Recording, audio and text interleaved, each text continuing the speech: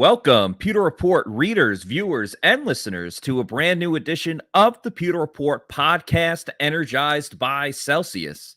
It is a Monday edition of the show, and therefore we are back to Buccaneers football. Of course, they are just coming off of a bye week, but they are back again to play this week. They will be on the road on Sunday facing against the Cleveland Browns. So we're going to talk a little bit about some of the additions to practice today. The Bucs had a light practice where they had some players return. And of course, we're going to get into the position grades of this Bucs roster, every single position from quarterback all the way to kicker.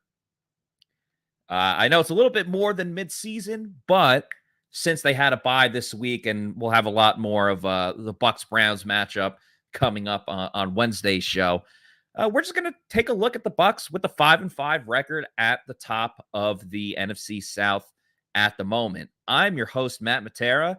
I am riding solo dolo right now for this show and potentially could be for the whole show. So I appreciate everyone that is watching and listening today. We might have one of our favorite members of PewterReport.com, Casey Hudson, joining us a little bit later. But of course, Casey is extremely busy, just got back from Europe. She was at the Bucs Seahawks game in Germany when that game went on a couple of weeks ago, 2 weeks now at this point. So if she's able to come on and join us, we'll get her experience being over there. And in the meantime, we're going to get into everything from the Bucs roster grades today. Nathan in the chat says, "Hi, Matt." Hello, Nathan. Appreciate you guys watching and listening to today's show. Nathan was in Munich as well. So, Nathan, if you want to share your experience, we'll put that comment up on the program here. And even though the Bucs had a bye, even though it's just me on the show right now, we're still going to do roll call at 4:20, ladies and gentlemen. Let us know where you are watching from, because we have fans all over the place. From the U.S. to international as well. International sports are big in the streets right now. The FIFA World Cup. Team USA just played. Unfortunately, they had a tie against Wales. Team USA was up 1-0 and then got a penalty late in the game that allowed Wales to kick a penalty kick and tie the game up at 1-1. So a little frustrating at the end there. But we're here to talk about a different football. Of course, American football, the better football. And we're going to get into all of that. Before we do, of course, want to remind everyone that the presenting sponsor of the Pewter Report podcast is Celsius Energy Drinks. We love Celsius for a number of different reasons, starting with all of the different flavors that they have. You got the Arctic, tropical, and peach vibe. The vibes are always very high on this show. 7 essential vitamins to get you through your day, that essential energy to let you crush whatever it is you're doing, whether it's a long drive, a solo podcast, maybe you're working out, whatever it is. Make sure you're drinking Celsius energy drinks, the healthy version of an energy drink. Go to the store locator on Celsius.com. Find out where you can get a Celsius near you, your local Walmart, Target, or bodega, as I like to say. And then once you try it and you know you love it, go to Amazon, start buying them in bulk with the subscribe and save. You can have it sent to your house every 2 weeks, 3 weeks, whatever it is. And just enjoy Celsius. That's all we ask. The presenting sponsor of the Pewter Report podcast. Hashtag Celsius Live Fit. Hashtag Celsius Energy. All right, before we get into the grades here, let's go over just some housekeeping news with the Bucs today. They had a light practice. We can kind of talk about what went on around the league this Sunday, because even though the Bucs didn't play, there's still a lot of important things that were worth watching for Tampa Bay. Most notably, of course, the division. The Bucs are in first place in the division with the 5-5 record. Essentially a 2-game lead because they do have the advantage over the Atlanta Falcons at the moment. That was a very entertaining game that the Falcons had. They played against the Chicago Bears. Everyone wants to talk about Justin Fields. Oh, Justin Fields does this. Justin Fields did that. Justin Fields is great. He's a very entertaining player to watch right now. He's obviously is mobile, can run everywhere. Starting to get together with his arm now, but they lose every single game late. So I understand the hype of Justin Fields, but I don't know, get a win, you know? So that's unfortunate to see because the Bears kept it so close, but just could not win it at the end. So Bucs would have really liked to see a win for Chicago over Atlanta in that one. The other NFC South game, I don't care how good or bad the team is, Bucs fans hate the Saints, so they always want to see the Saints lose no matter what their record is. But the Saints got back on winning track. They defeated I was about to say the St. Louis, but it's the Los Angeles Rams. Um, they ran away with that one. I mean, the Rams, it's crazy to think that they were the Super Bowl champs a season ago because it's just not pretty. And obviously they lost a lot of players. Odell Beckham, their starting left tackle who retired, who's now on Andrew Whitworth. He's now on the Thursday Night Football crew. So that just it changes everything. But it's so crazy just seeing how different that they are. Nathan, talking about his trip to Germany, where would you like for me to start? Meeting Gene Deckerhoff at the Bucs Beer Hall, trading stories with Mike Allstott, having a chit chat with Rondé Barber. Nathan, that sounds like an awesome, awesome trip. A bunch of Bucs legends right there. I mean, Gene Deckerhoff, who doesn't love when he goes, touchdown, Tampa Bay? That's one of the best things. Mike Allstott, every time he gets the ball, the A train, Allstott up the gut. Everyone loves that. So, really, really good there.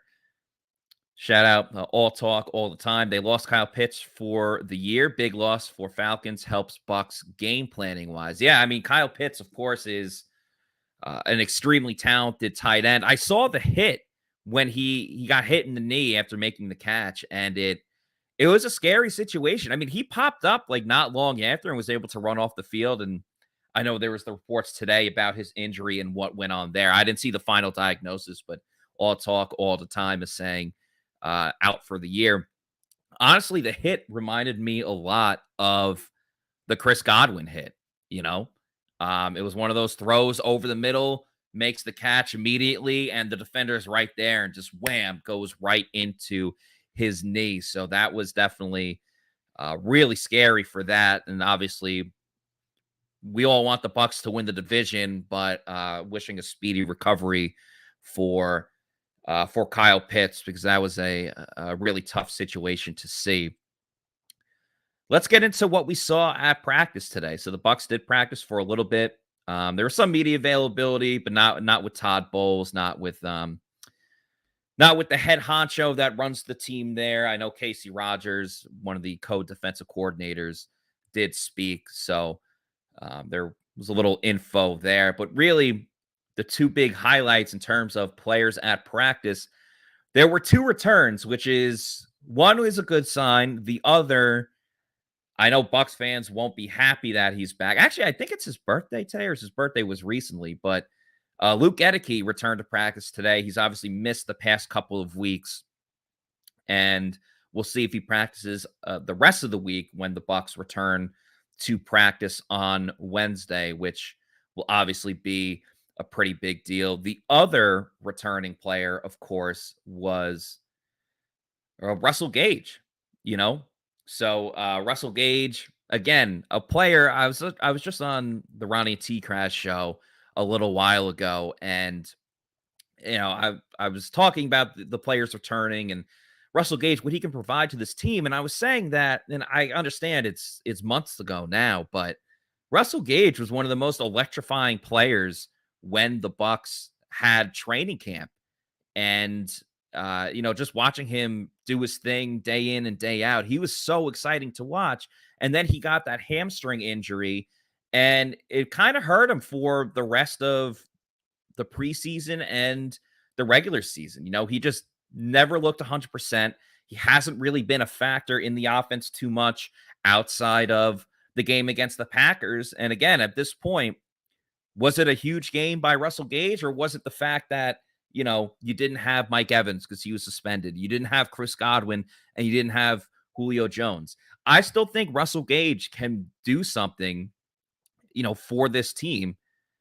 Obviously, football fan here says, I forgot about Russell Gage. Yeah, he was out for a couple of weeks, so I totally understand that notion. But the biggest thing I want to see improve for Russell Gage is just the fact that when he makes catches, they're all for short gains. I want to see the explosive plays. Like, this guy is a fast player. He was known for his speed coming out of LSU. So I just want to see the plays down the field. Now, hopefully with the Bucs, improving in the run game, Rachaad White in the Germany game, 22 rushes for 105 yards.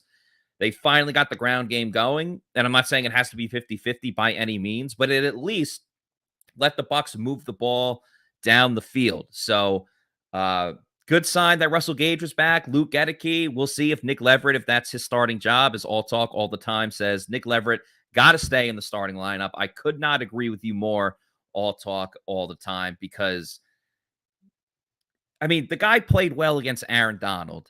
He's physical. He brings an adrenaline rush to this team. He's the defensive version of Nacho, as I like to say. Well, I didn't come up with it. I think Scott Reynolds probably said it first. I'm not totally sure on that. But, when he's in the game, we saw all the struggles with Luke Gedeke.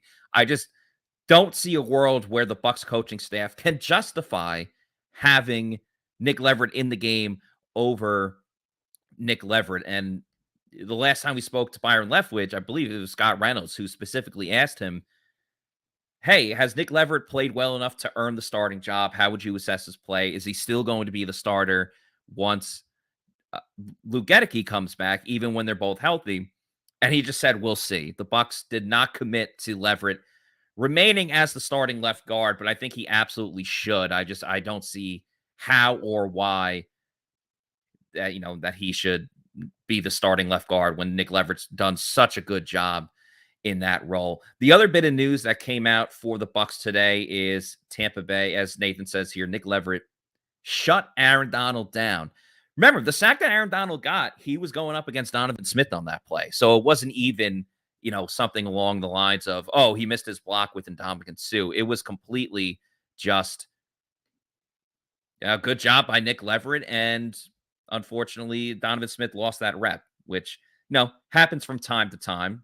Aaron Donald's the best defensive tackle in the game. And ladies and gentlemen, I had mentioned this earlier, making her return back to the Pewter Report podcast, back from Germany and France and England, I think a number of different places. Ladies and gentlemen, it is Kasey Hudson. Kasey, thank you so much for joining us. I know you're extremely busy. You have podcasts left and right on the Bucs, on the Lightning. I imagine you'll be at the Lightning game tonight when they take on the Boston Bruins. So how are you doing, Kasey? Have you caught up on your sleep yet? Oh my gosh, I'm so unwell. It's not even funny, but it is at this point because people warn you about trying to get your life together after coming back from that time change, and it's just doesn't exist. So it was so worth it seeing so many Bucs fans in Munich and a wide range of NFL fans that weren't even from the States was one of the coolest parts. A lot of interesting adventures. I'm an extremely directionally challenged human being, and I still thought for some reason I was going to go to a different country and read signs better. So the adventure of taking the train to different countries was one for the books. I almost lost limbs, but it was really exciting. Still catching up on some sleep. And yes, I have the Tampa Bay Lightning tonight, but I'm excited because they're going up against the Bruins, who are leading the division right now. So they'll keep me awake.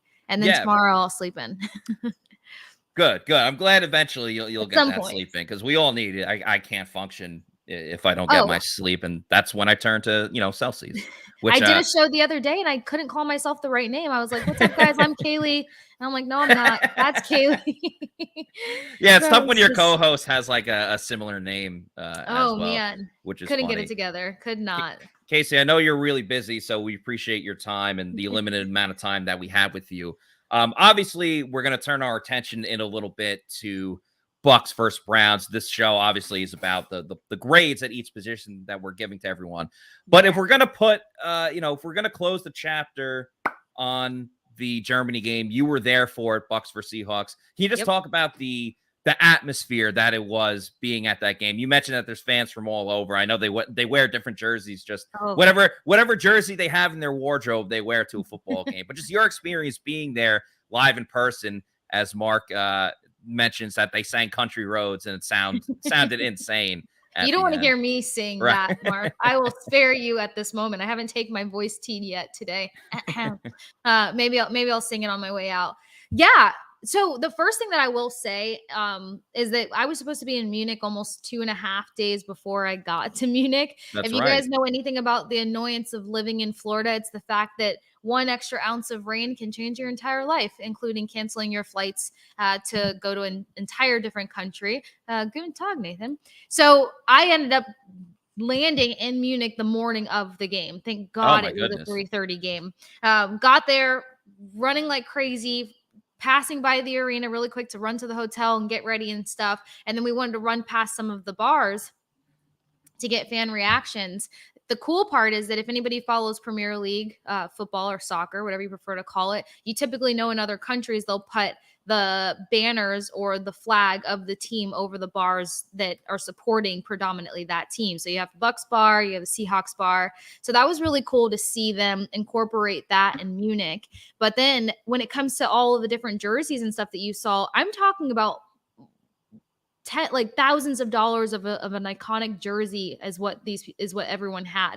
It wasn't just some random jersey. They had iconic jerseys on. I'm thinking to myself, at what point did you order this jersey? Who did you beat up for it? I thought this was sold out 15 years ago. It was really cool to see all the different kinds of jerseys of Hall of Famers, and so on and so forth. So that was a cool thing. Something else, and I chatted with JP Peterson and his producer / co-host Nick, I think a day or two after the game last week, and they were asking why the fan base was so different there versus here in the States, because fans got there an hour and a half early, sitting in like full. The arena was completely packed out an hour and a half before the game even started, and fans were there an hour to almost 2 hours after the game wrapped up.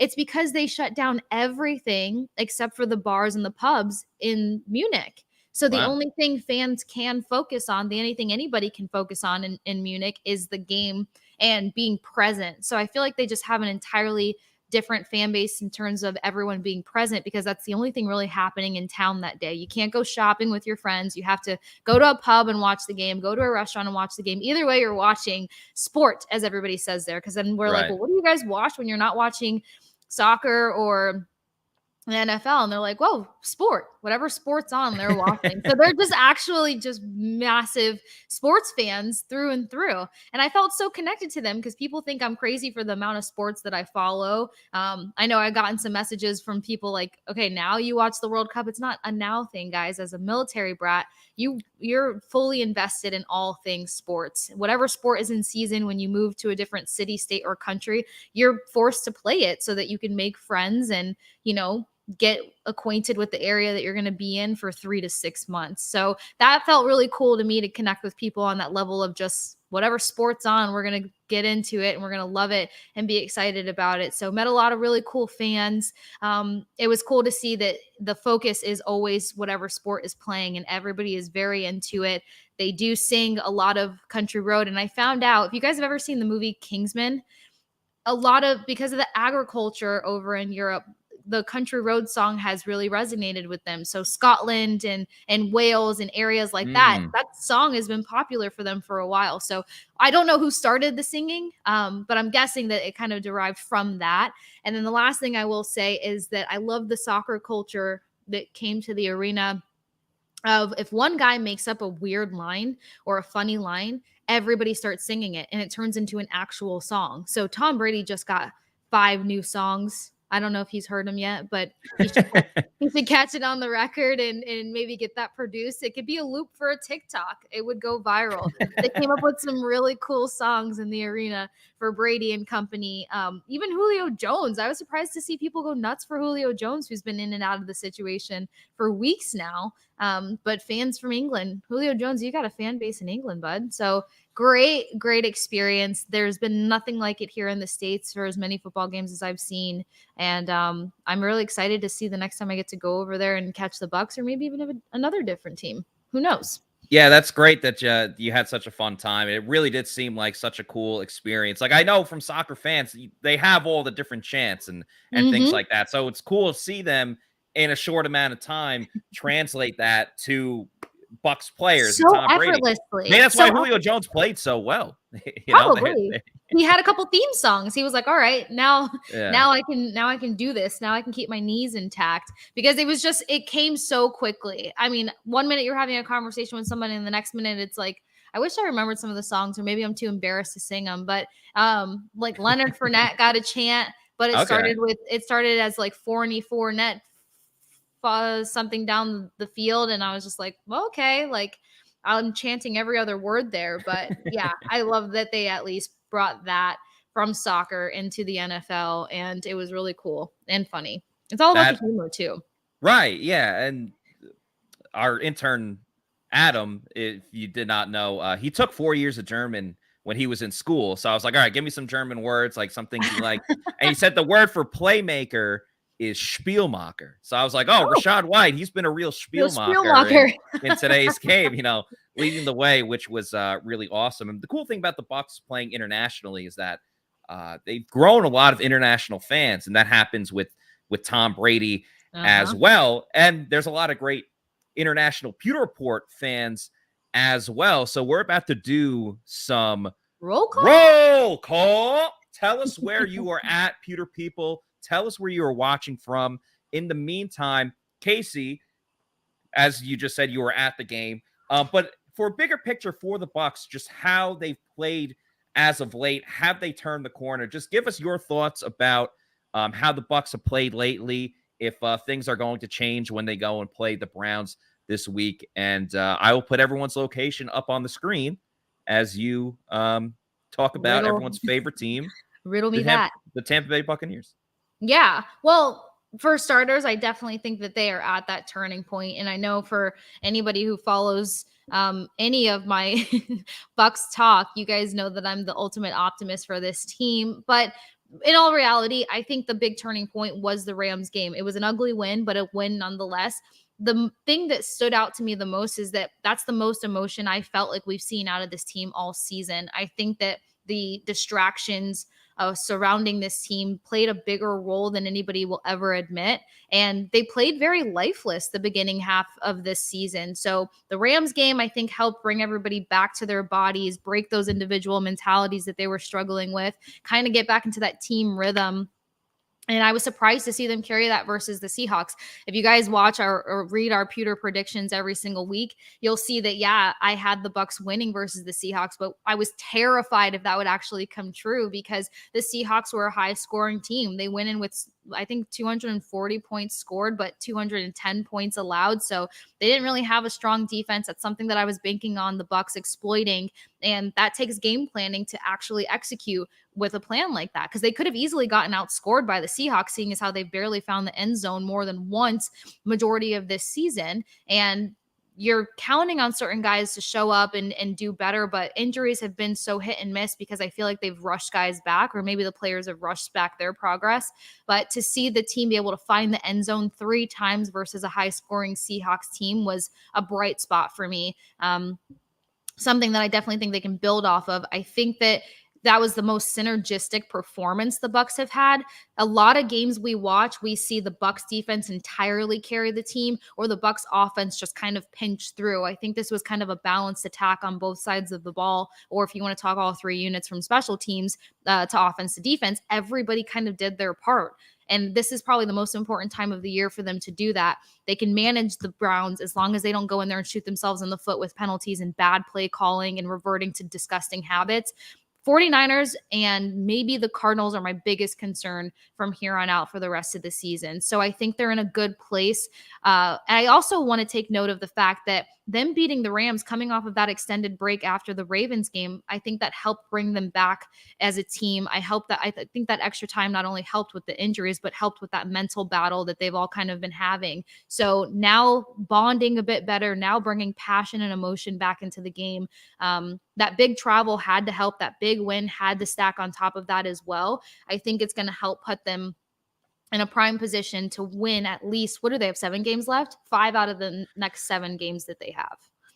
Yeah, it is. Yeah, it's 7 games. So I know it's only one extra game, but the one extra game like still throws me off because he should be like, I oh, like know. they'll be 10-6 or 9-7. And it's like it's literally just one more game, I but have to it's count it over and over again because yeah, it's just, yeah, it's still something to get used to. But I think they're on the right track. And that's not me being overly optimistic. That's them. If they don't screw themselves over, they're on the right track to at least be back in that playoff conversation that they pulled themselves from a couple weeks ago. And then closing out the season versus the Falcons and the Panthers, that could just be a poetic nail in the coffin to say, okay, we slipped up. We gave our season up for a second, but then we reeled it back in because they should really take it home to the Falcons on home territory at Mercedes Stadium or whatever they call themselves. And then the Panthers should have never had a right. chance to breathe versus this team. So there should be 2 outlandish wins for the Bucs to close out the season before heading into the postseason. I think you hit the nail on the head with the fact that this was like the first time the offense, defense, and special teams all played complementary football, and they all played for 4 quarters. You know, in the past with the struggles, we've seen the offense, have multiple 3 and outs, and it tires out the defense. And then we've seen the defense, like even that Rams game, Cooper Kupp springs free on one play and has the big touchdown. And it's like you see that, you see the cracks in the surface of the defense multiple times, but they kept it all together. And then I think the most telling thing, the most important thing was late in that game when the Bucs got the ball with about 3.5 minutes left or whatever it was, and they never gave the ball back. They converted first downs. They ran the ball, and Rachaad White closed it out. They managed so well. Yeah, they absolutely did, which I think was so important because they easily could have just gone 3 and out or 1 first down and not sustain a long drive and give it right back to Seattle. And let's face it, they had a little bit of the momentum in the second half. Maybe it was because the crazy Leonard Fournette interception or whatever it was, but the momentum was on the side of Seattle, but the Bucs did a good enough job of sustaining a big enough lead. And then you look, going ahead, the schedule's not easy down the stretch. Like, sure, playing against Cleveland this week should be a win. And then the tail end of it, as you mentioned, Atlanta and Carolina, or whichever way it goes, should be winnable games. But in between that, they go to the West Coast a bunch of times. And San Fran, I don't care what their record is right now. Like, that's a talented football team. That's not easy to go out West. The Christmas game against the Cardinals, sure, should be a winnable game, but they got DeAndre Hopkins back, and, we'll see if they can turn it around. Team. Yeah, and they play against the Bengals, too, who obviously went to the Super Bowl last season and seemed to be another team that struggled at the beginning of the year like the Bucs, but are putting it together now. So it is by no means a walk in the park for the rest of the season, and it's just a matter of, can they take the next step forward, or was that just a flash in the pan? Hey, they won 2 in a row, and then they're just back to the old me.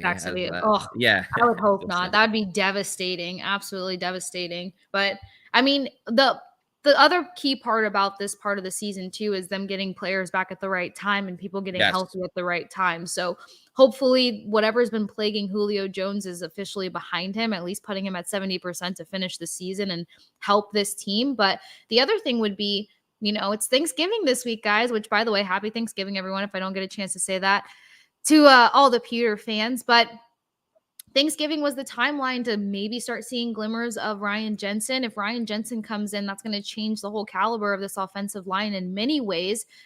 Too many people aren't very psyched about Luke Goedeke coming back, but still, as long as they have that backup option, and I think that they're smart enough to hopefully leave Leverett where he's at because of the progress that's been made since then, that's something. And then more importantly, going up against the passing attack teams that they will in the last leg of the season, having a guy like Logan Ryan potentially return is going to be significant for them because we saw what happens when the defense gets back into their comfortable roles.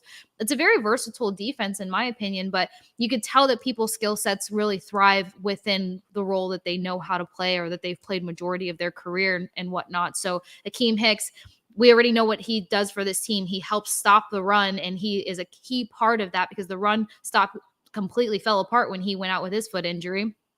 Logan Ryan coming in helps Antoine Winfield Jr. readjust and be a playmaker in a whole different aspect. And then Logan Ryan, guys, was the only guy getting turnovers on this freaking roster. So going against passing attack teams and then having the guy that actually knows how to turn the ball over would be so huge. So I think that they're doing everything at the right time to still have a chance and at least get back in a better conversation of being a team worth watching versus what we saw a couple weeks ago. But I think a huge part of that was just they had to get the drama behind them. It had to stop being the Tom Brady show. Everyone needed to step into their role on that team, and the leaders needed to get back in the right frame of mind.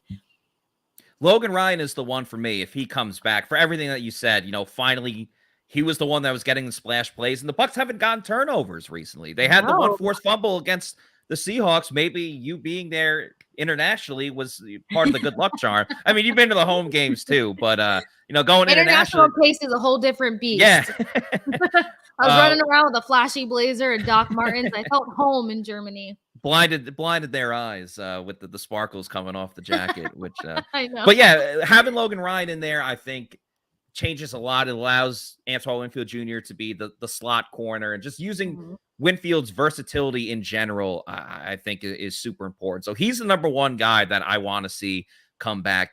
Gedeke should be on the bench. Will the Bucs commit to that? I don't necessarily know. And Russell Gage, if they get something out of him, I mean, we saw a fully healthy Julio actually made a difference. I think a fully healthy Russell Gage can do the same exact thing. Casey, I know you're very busy, so I imagine you have to go. It's about that time to get ready for some lightning. It is about that time, but a happy Thanksgiving to you as well. I'll be talking to you, but thank you for joining the show. I know you're extremely busy, and you mentioned Thanksgiving. Of course, that's when a lot of people get together with their families, and they're watching football, and it's a good time to drink beer too. And of course, if you're going to be drinking beer, you should be drinking Pirate Republic, which of course is the official sponsor of the Pewter Report podcast. We love Pirate Republic, and thanks again to Casey for joining the show today. Pirate Republic, a lot of great different flavors, as you see on the screen there. They're the official sponsor of the Pewter Report podcast, based out of Nassau, Bahamas. Pirate Republic is now invading Florida just in time for football season. Beer brings people together to celebrate life. That means celebrating life in the spirit of the original pirate code, a sense of belonging. Pirate Republic is a community of people living life on their terms. The Long John Pilsner is perfect for tailgating or having fun at the beach in the Florida sun. The Take No Quarter is the best IPA that you'll drink. You can also drop an orange slice in the golden haze of Piracy Belgian wit beer and enjoy that pirate life. Pirate Republic beer is available at participating retailers like Total Wine and More, Lucan's Liquors, Party Liquors, and select ABC liquor stores. That's where I get my Pirate Republic in the greater Tampa Bay area, and they're expanding across the state of Florida, which of course is a fantastic thing. So live life on your terms and drink like a pirate with Pirate Republic beer.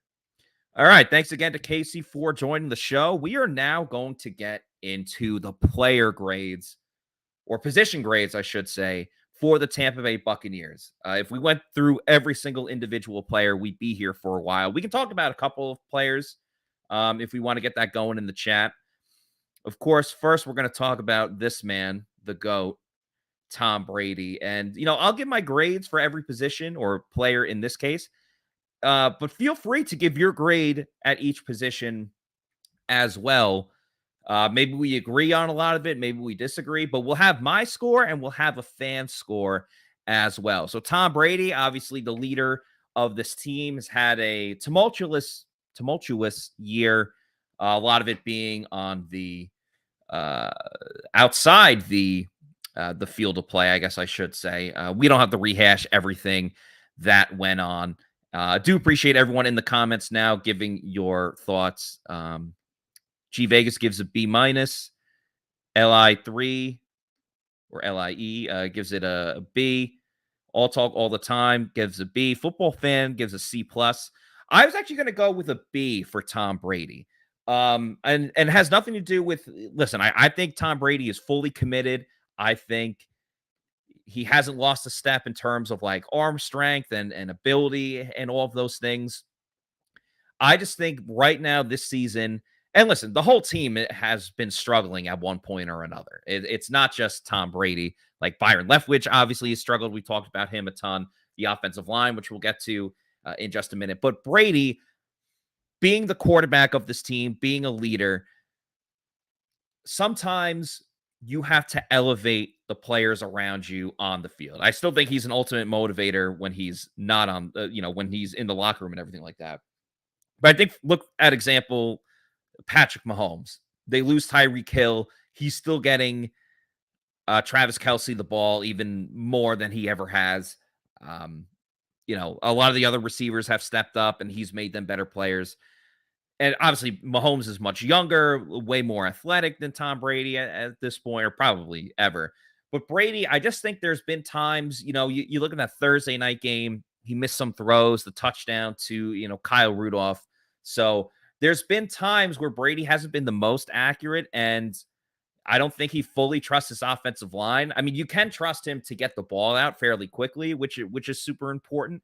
But I think a lot of the times you see him throw the ball in the dirt or be a little inaccurate. A lot of it has to do with either the pass rush being in his face, which I guess isn't totally his fault, or just preparing for the pass rush so he gets rid of it quickly or just dumps it off instead of, going for the big play down the field. And that's one thing that's really been missing is the chunk plays for the Bucs, and luckily they were able to do that in Germany. So hopefully they're on the right path. Now, on the flip side, I don't want to be bashing Tom Brady because I also gave him a B. So I still think, his placement of the football overall, he still puts the ball in spots where no one else can get it but his receiver. He's still got the arm strength. He's thrown for 2,805 yards on the season. That puts him third or fourth highest in the league. He's thrown 12 touchdowns to 2 interceptions. So his touchdown to interception ratio is really good. And sure, you can argue that he's had some balls that have been very interceptable that were drops. And that's absolutely true. But still, when you have a difference of plus 10, that's pretty good. I still think Brady does a great job of just, again, like I said, putting the ball in spots where like no one else can really get it. And if he keeps doing that moving forward, I have full confidence in this team being able to get the job done. And let's face it, a lot of the times when the Bucs have been most successful is when they've been in, 2-minute drills. And that's mostly Brady calling the play at the line of scrimmage. Late in the game against the Rams, it was Brady that made the call that got the ball to Cade Otton to win the game.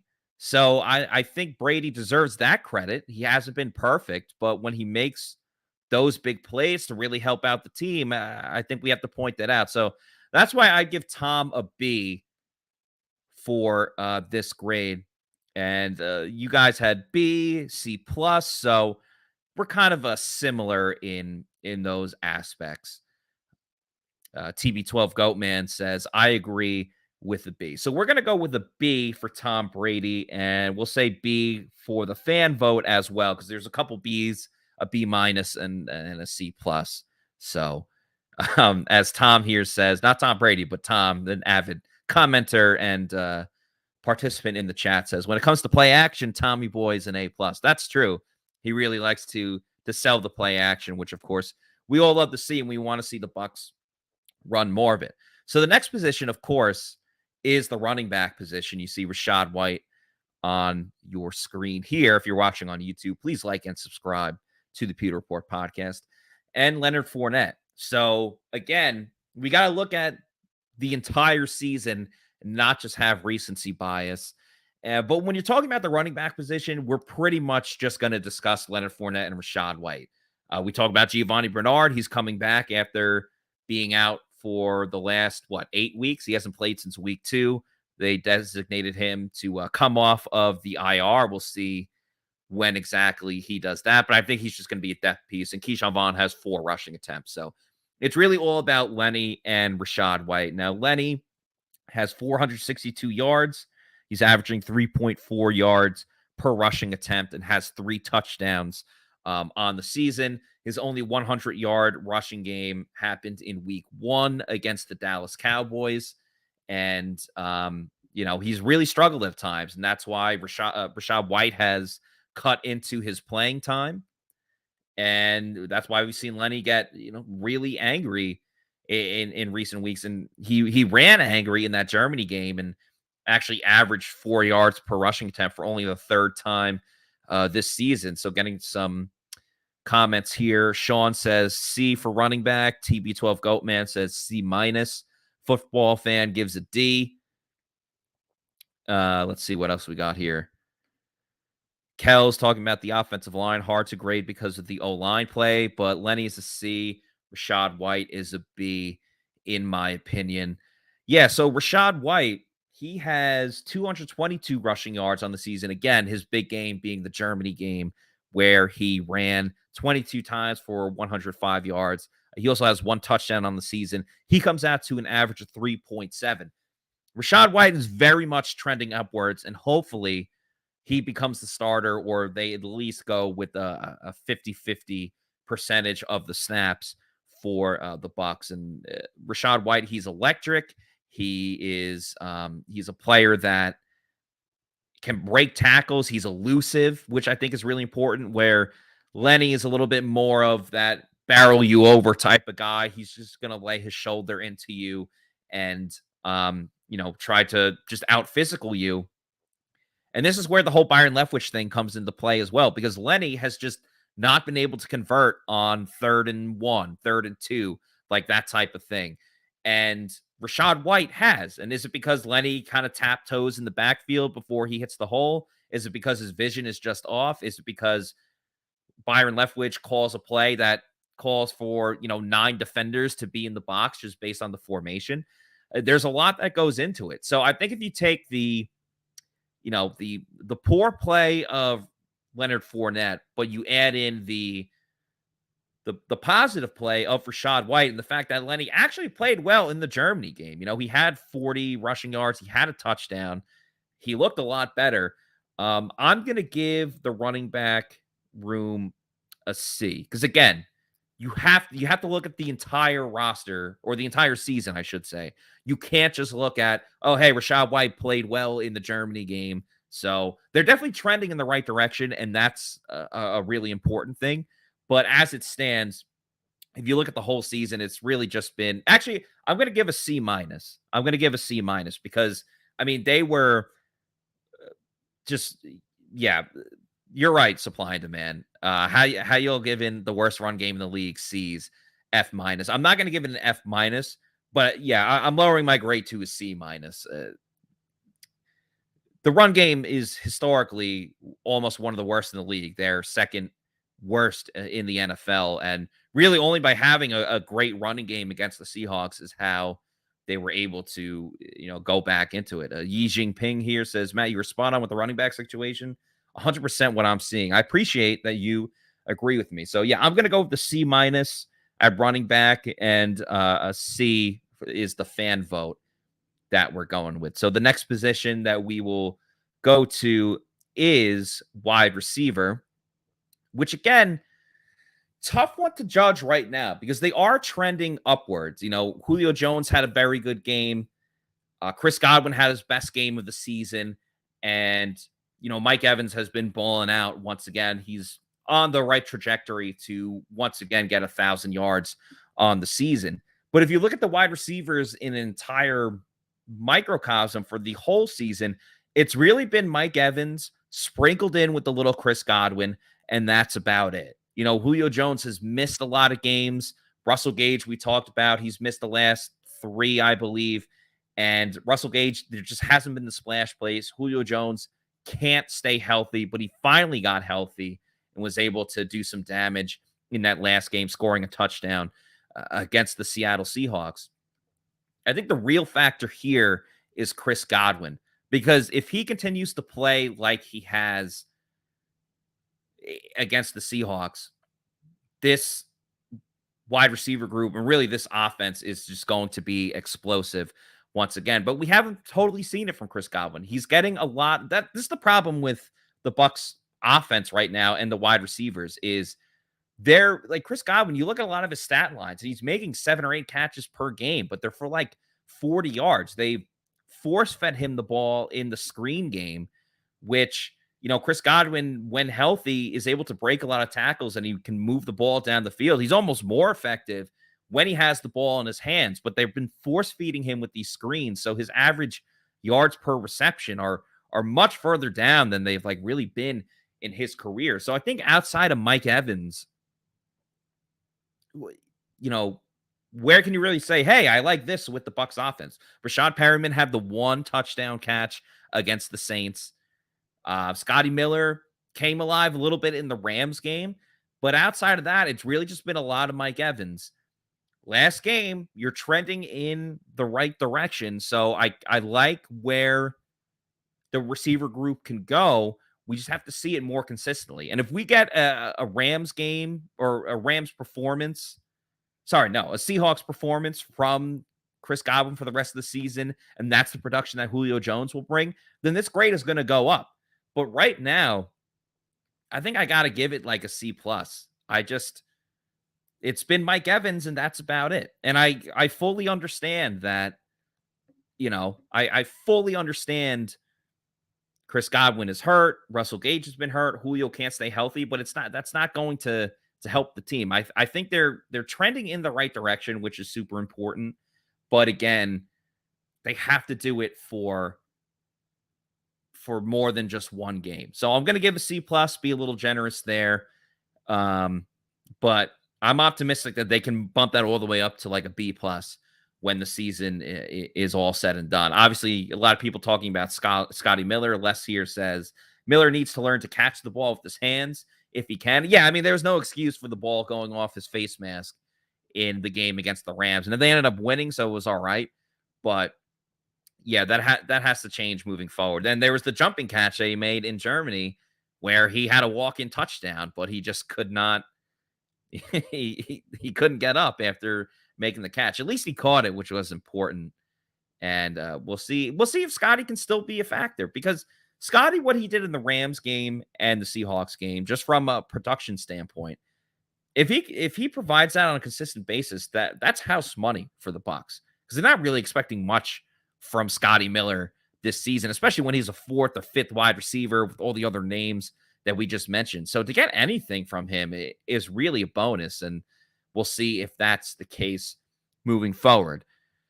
Moving on now, the tight end position, trending once again in the right direction. A lot of this is Cade Otton, the rookie. I don't want to say sensation. It's a little bit early to say a rookie sensation, but definitely a guy that has picked up his game in the past couple of weeks. We have a YouTube video on Cade Otton out.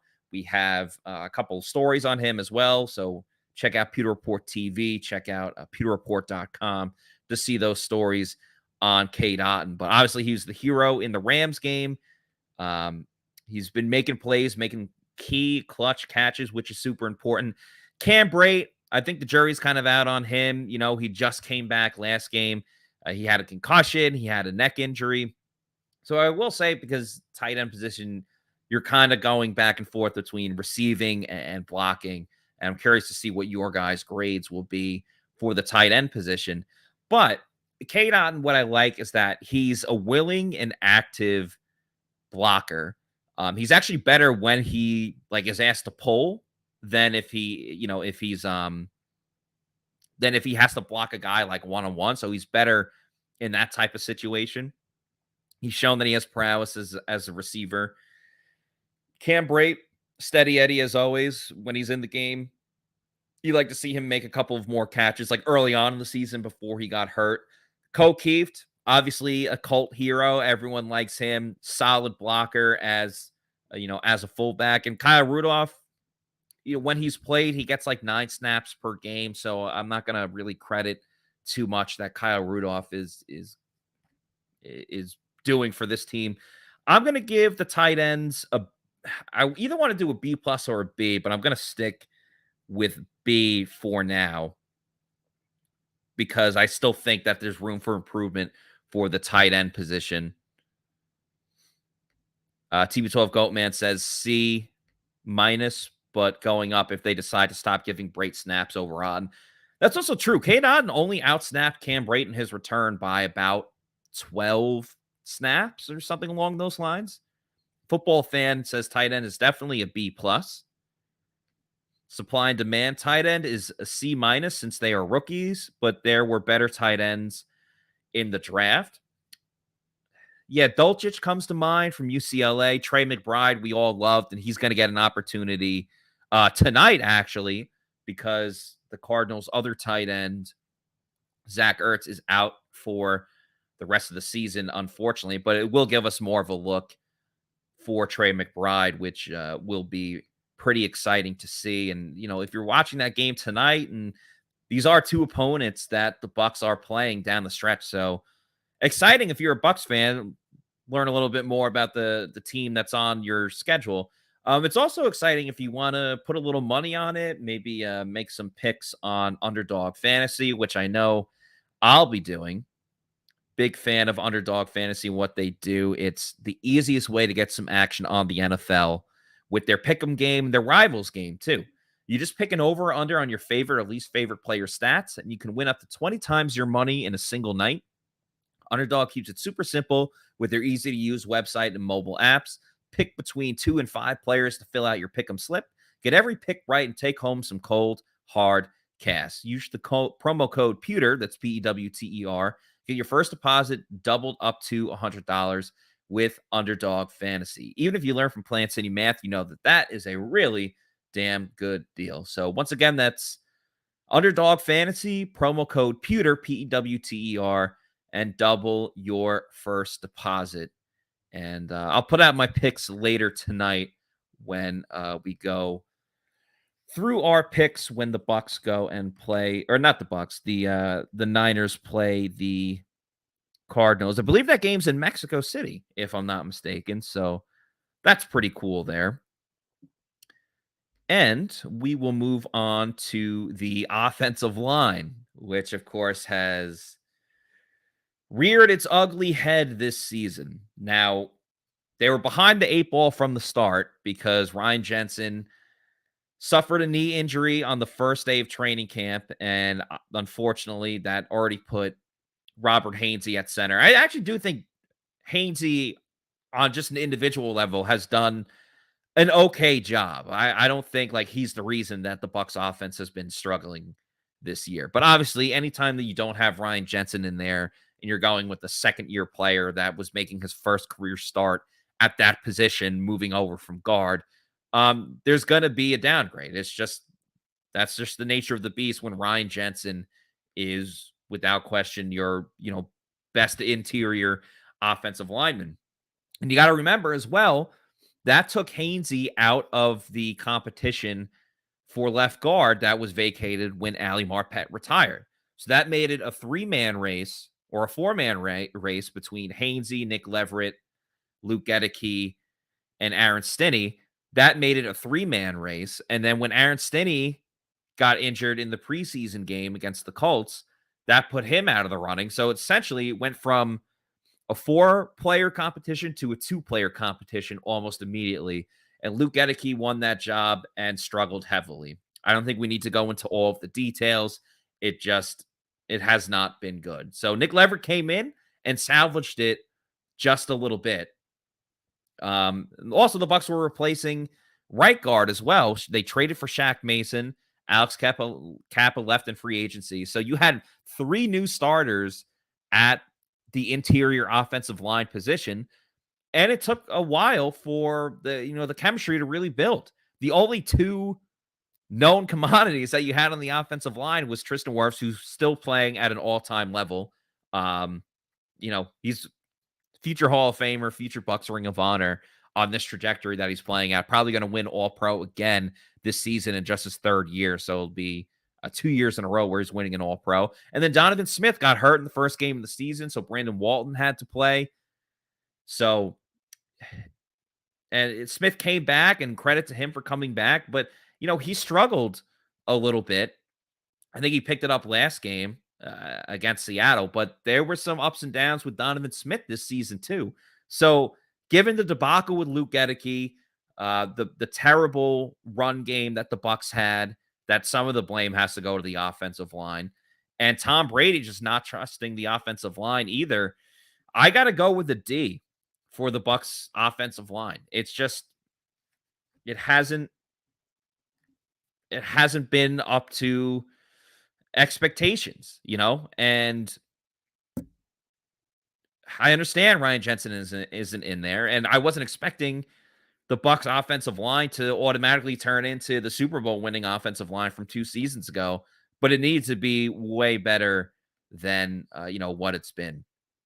So let's see. Spunky Boy here says, O-line is a D. Outside of the last game, they have been absolute trash. Les is changing his grade to D. Kels 808 says, please, dear Lord, keep Leverett in for now. Sean here says D- for offensive line, mainly Wirfs and Mason, saving them from an F. G Vegas here. Wirfs is the honor roll student in a bad group project assignment. That might be the comment of the day right there. Geist 85 giving the offensive line a D+. It hasn't been great for the Bucs offensive line. Can they improve? Absolutely. You saw some improvements their last game.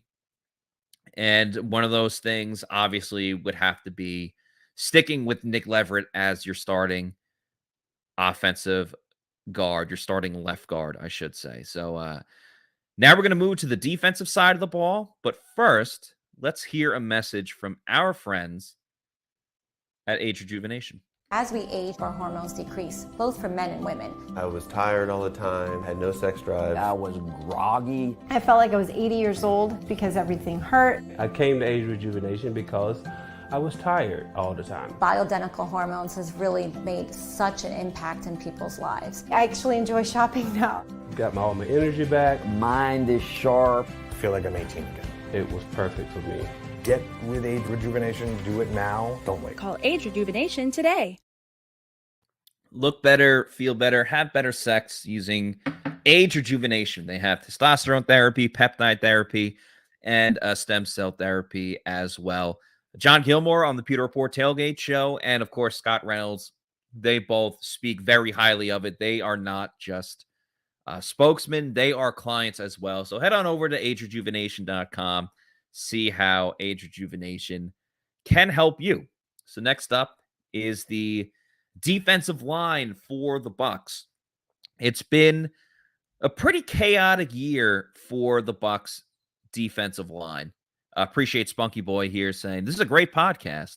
Yeah, if you like it, give it a thumbs up and subscribe to Pewter Report TV. And Les here saying it's the best ever, which that's what I try to go for, whether we have 3 people on the show, if it's just myself, or Casey joining in as well. We try to make the best show ever.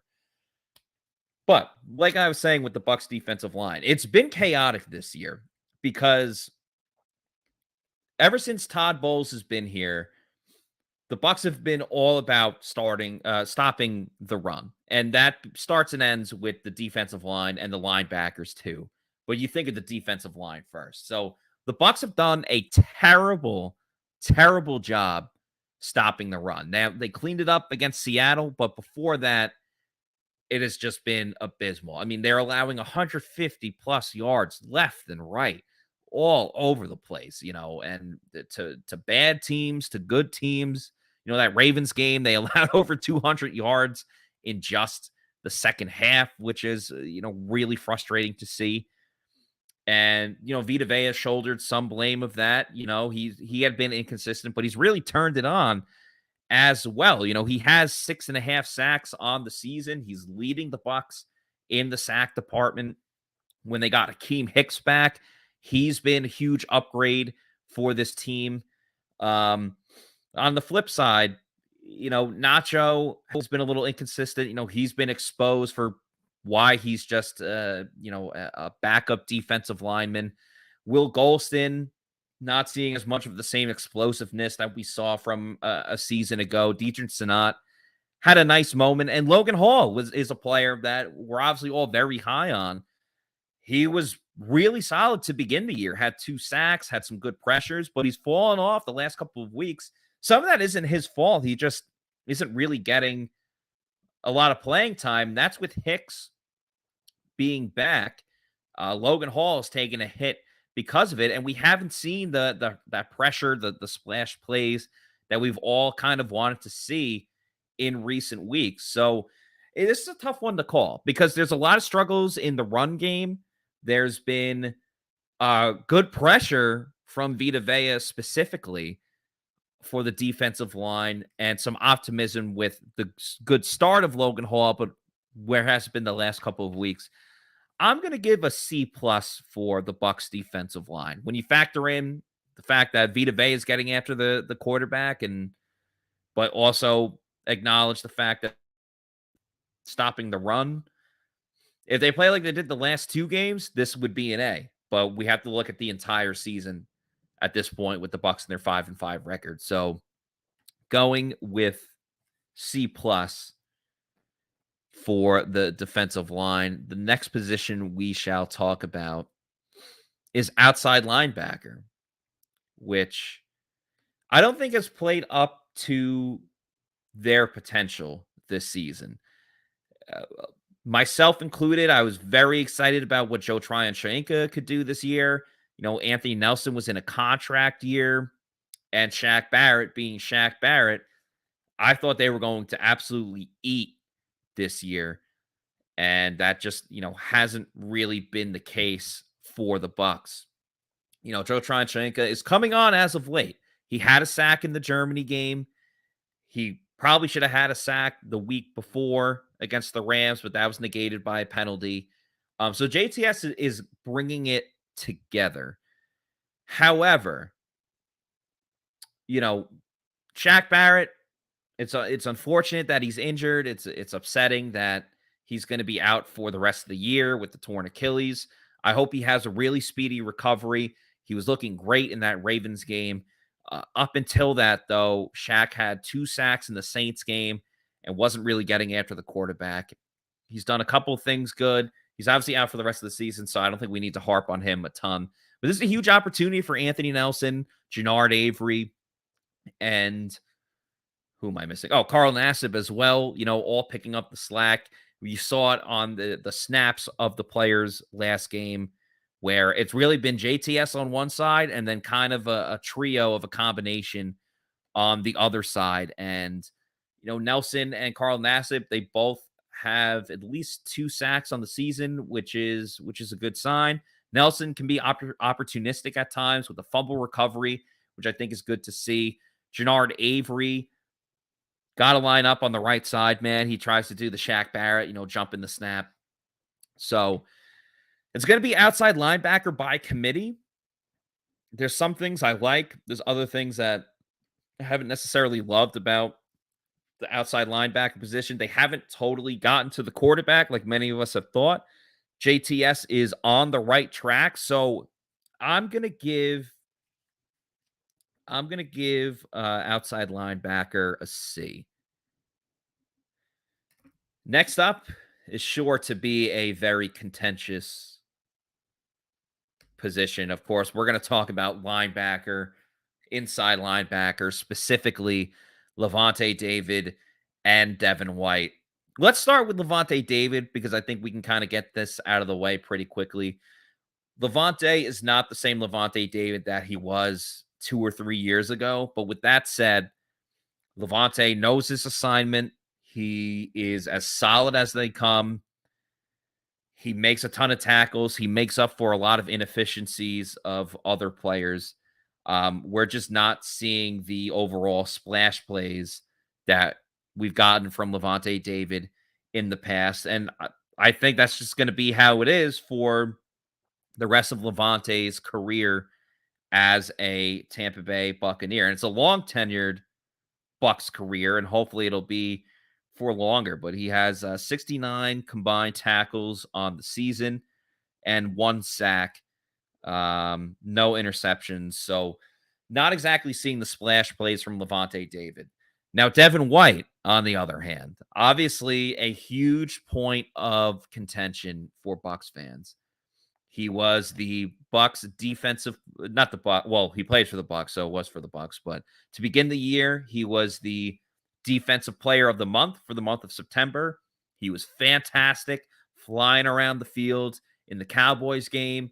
He did really well in the Saints game. Then, the middle of the season, you had all the snafus and the debacles of the Saints game and the loss to the Panthers. And then obviously that was most highlighted by the Ravens game where Devin White was accused of loafing. He missed tackles. He got driven all the way down the field It was, it was ugly at times. It was looking really bad, but then he bounced back the next two games against the Rams, and more specifically that Seahawks game where Devin White had, what do you have? 9 combined tackles, 2 sacks, and a key forced fumble when the Seahawks were in range to try to score some points against the Bucs. So he responded to the criticism. He really shut everyone up, including PewterReport.com, who was very critical of the way that he's played. But he's got 76 tackles on the season, 2 forced fumbles, and 5 sacks. So that's the other thing, is he's getting back to getting after the quarterback. His speed is one of his best traits.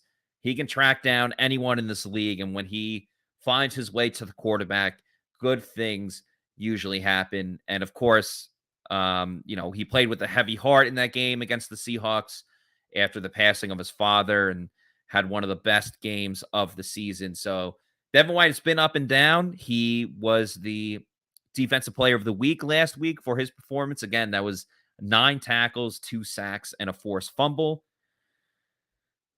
I'm curious what people are going to give a grade for here, because again, Levante's been solid the whole time, and Devin has been great, and he's been bad, and then he was great again, or terrific, I should say. So this is a tough one to call a little bit. I'm leaning towards either a B or B plus.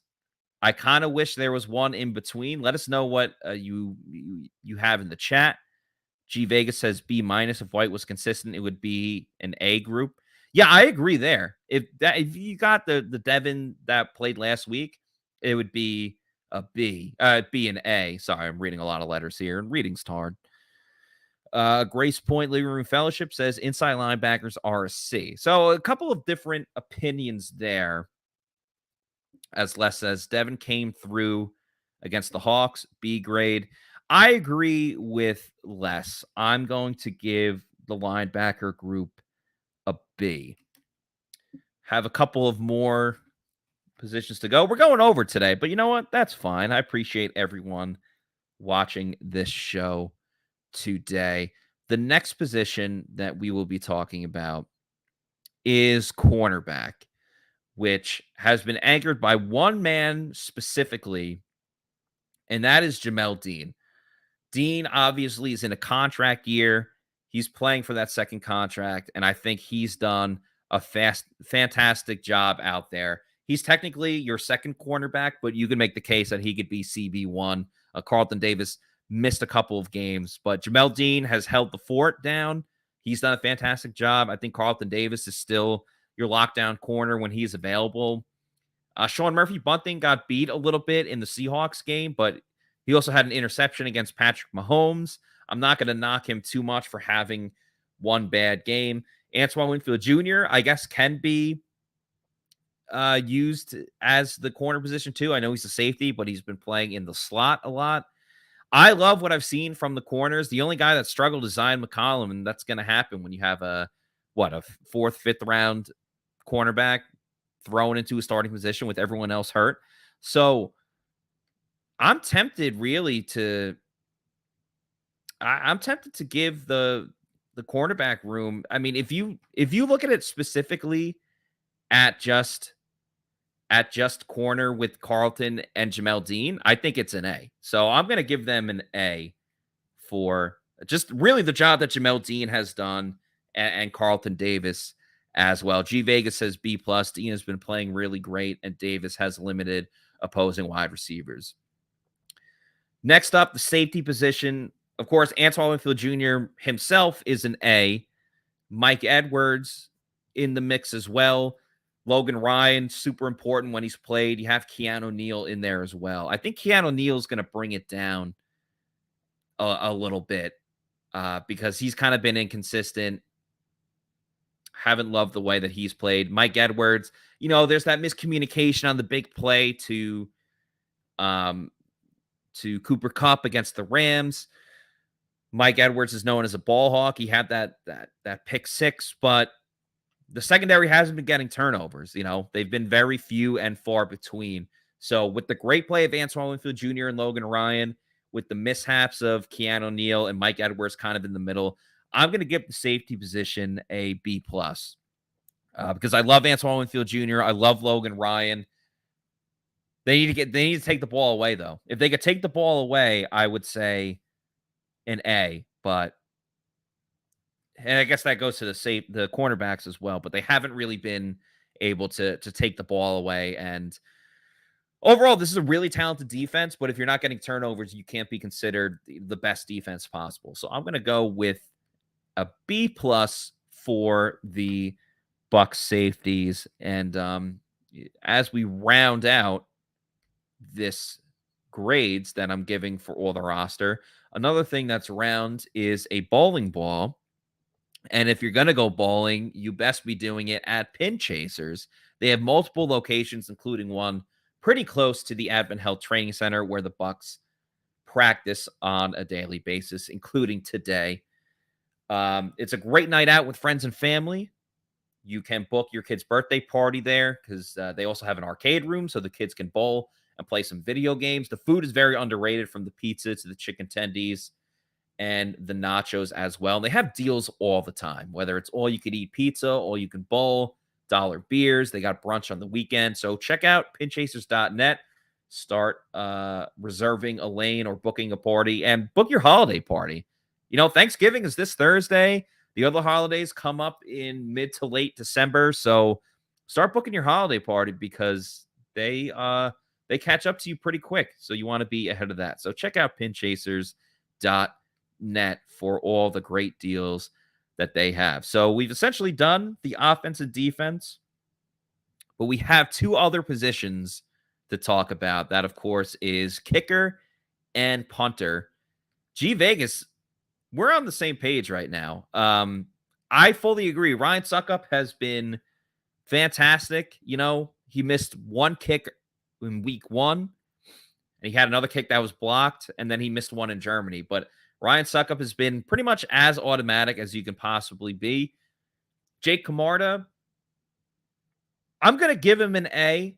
He's been great the past couple of weeks, but again, when you take in the whole season, it took him a while to build up to it. But I'm going to give him an A just for the fact that he's been fantastic the last couple of games. He won Special Teams Player of the Week, which is super important. The return game haven't seen much. You know, Jalen Darden, he's starting to actually not use the sidelines and try to head up the field, which is his average is way better than anyone will ever give him credit for. And so I'm just going to give the return game a C. I don't think the return game has been explosive. They haven't really been able to switch fields a lot and play that field position game as much as I would prefer. The kick return game, it's tough for everyone around the league unless you have Cordell Patterson on the Falcons. It's really tough for anyone to get a good kick return game going. So I'm going to say C for that. I just think Darden's been solid. Not as bad as everyone puts him out to be. He's done an okay job. And outside of slipping and falling here and there, he hasn't done that as much this year. He did it in the Germany game, but as we learned, everyone was slipping and falling. So I'm not really going to blame Jalen Darden for what he's done this season. I think he's been okay. I don't think it's been great, but I don't think it's been bad. So that's why he's getting a C, and C's get degrees, obviously, which is pretty cool. As Will the Brewer here says, Darden has shown improvement. Edwin gives A+ on both, I believe, talking about the kicker and punter. Nathan says, Matt, I type it and you are saying it. Slow down. I can only type so fast. I apologize, Nathan. Didn't mean to be going too fast. But on the flip side, we're also an hour and 14 minutes into this show. Not complaining about that. I just moving it along. And I appreciate everyone watching this show. Les says a C for the return game. At least he doesn't fumble. That is very much true. He's held on to the ball. There was that one play the Thursday night game, but I think that was more on D. Delaney.